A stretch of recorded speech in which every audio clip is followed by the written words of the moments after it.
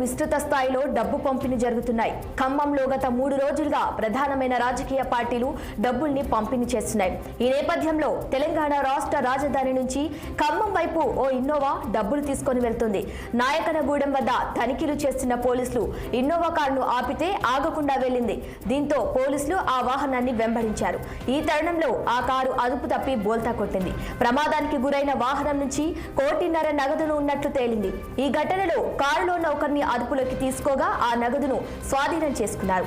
దీనిపై పోలీసులు కేసు నమోదు చేసి విచారణ చేపట్టారు.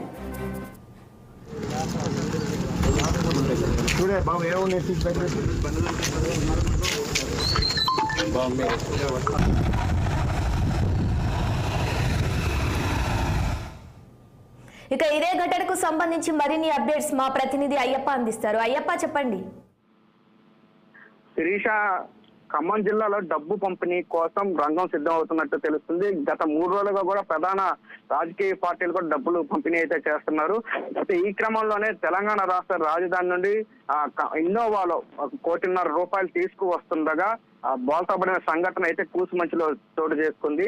అయితే పోలీసుల నుండి తప్పించుకునే క్రమంలో ఇన్నోవా బోల్తా కొట్టినట్టు తెలుస్తుంది. అయితే అందులో 1.5 కోటి స్వాధీనం చేసుకుంటున్నట్టు విశ్వసనీయ సమాచారం కూడా అందుతుంది. కూసుమంచి మండలం నాయకులగూడెం వద్ద అయితే ఈ సంఘటన చోటు చేసుకుంది. ఏదైతే పోలీసులు చెక్ పోస్ట్ వద్ద చెకింగ్ చేస్తున్న క్రమంలో ఇన్నోవా వాళ్ళని దాటిపోయి అంటే పోలీసులు కూడా దాటిపోయి ఫాస్ట్ గా వెళ్లే క్రమంలో నాయకులగూడెం వద్ద అదుపు తప్పి ఇన్నోవా బోల్తా పడింది. అయితే బోల్తా పడిన క్రమంలో అందులో ఉన్నటువంటి 2 వ్యక్తులకైతే గాయాలకి ప్రభుత్వ ఆసుపత్రికి కూడా తరలించి చికిత్స అయితే అందిస్తున్నారు. ఈ నేపథ్యంలోనే అక్కడ 3 బ్యాగులు దొరికినట్టు కూడా తెలుస్తుంది. అందులో 1.5 కోటి ఉన్నట్టు కూడా తెలుస్తున్న పరిస్థితి. దీంతో దాన్ని వెన్నువెమ్మటే పోలీసు వాహనం కూడా వెంటపడిన క్రమంలో నాయకులు కూడా మెయిన్ హైవే మీదుగా కాకుండా దేవుడి తండా వద్ద ఇన్నోవా వాహనం అద్భుతమైతే తెలుస్తుంది.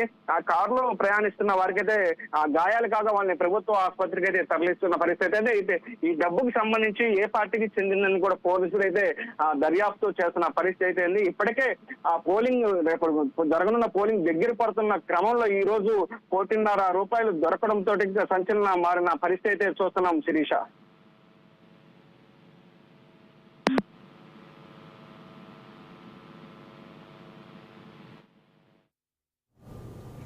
Right Ayyappa, thank you.